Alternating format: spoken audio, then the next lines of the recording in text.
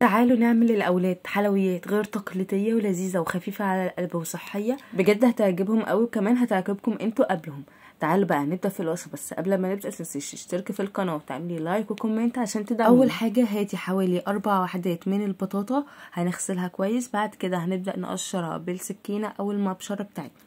خدي بالك البطاطا بالكريم كراميل، عايزه طعم الكريم كراميل يبقى اقوى هنقلل البطاطا ونخليها 3 وحدات. اما بقى لو عايزه طعم البطاطا يبقى اقوى فيها وطعمها هو اللي ظاهر اكتر هنزود وحدتين كده عليها. عايزه اقولك ان طعم البطاطا لما يظهر فيها اكتر هيبقى طعمها حكايه وخطير وحلوه قوي قوي وهيعجبهم جدا الطعم ده. المهم بعد ما هنقشر البطاطا بتاعتنا كلها كويس قوي، هنبدأ بقى ان احنا نشطفها بعد التقطيعة بتاعتنا ونقطعها بأي حجم، مش هيفرق لان احنا هنسويه. هنقطعها كده بالسكينة بشكل عشوائي، وهنجيب الصينية بتاعتنا. بعد ما هقطع كل الكمية اللي معايا هجيب الصينية بتاعتنا، هحط فيها كل كمية البطاطا اللي انا قطعتها دي، على حسب برضو انت هتعملي كريم كراميل قد ايه. انا هستعمل كيس كريم كراميل واحد فحطيت عليه 4 بطاطات.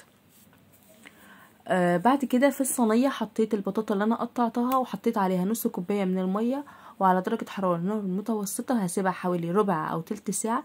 اول ما تبدا تستوي معايا يعني تحطي الشوكه فيها تلاقيها كده دخلت بكل سهوله، شيليها من على النار. وبعد كده هجيب نص كيلو من اللبن، يعني 2.5 كوباية من اللبن، هحط عليهم باكيت الكريم كراميل بتاعي وهقلبهم كويس قوي.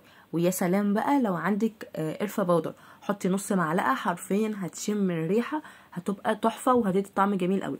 بس انا كانش عندي قرفة. بعد ما هقلبهم كويس قوي اللبن مع الكراميل البودر، هجيب بقى سواء كبه او خلاط او هاند بلندر، او ممكن تهرسي الاول البطاطا بالشوكه كده او بالهراسه بتاعتك، وبعد كده تحطي عليها اللبن اللي احنا خالطينه بالكريم الكراميل البودر وتعمليها عادي. عايزه بقى تسهلي على نفسك بالكبه او الخلاط او الهاند بلندر بسرعه كده براحتك.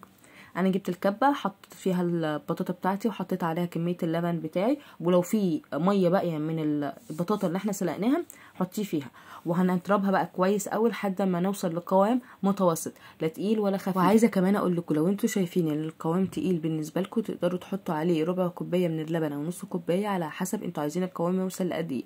انا بالنسبه لي كده القوام تمام قوي.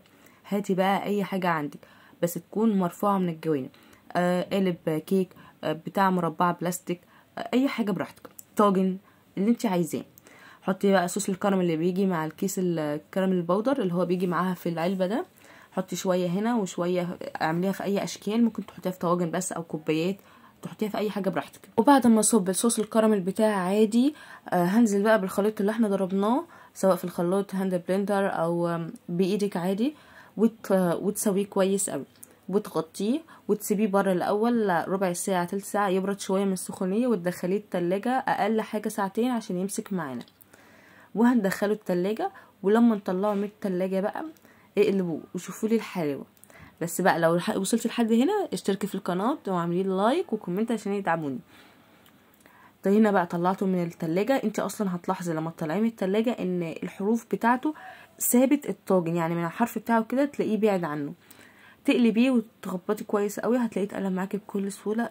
جماعه حقيقي حقيقي حلويات ما بتاخدش معاكي نص ساعه، ما بتكملش نص ساعه اصلا، ربع ساعه كده تلاقي نفسك عملتيها. بتعمل كميه لو انت عامله عزومه عزم العيله كلها في تجمع، حقيقي بتعمل كميه محترمه حلوه ولذيذه وهتعجب كل اللي هيدوقها. حتى لو حد ما بيحبش الصوص الكراميل ولا اي حاجه ما تقولهوش، دوقيها له، حقيقي هتعجبه جدا الطريقه دي، طعمها حلو وجميل ومميز. وبس كده خلصنا الفيديو، متنسيش تشتركي في القناه وتعملي لايك وكومنت عشان تدعميني، واستنيني في وصفه جديده. باي باي.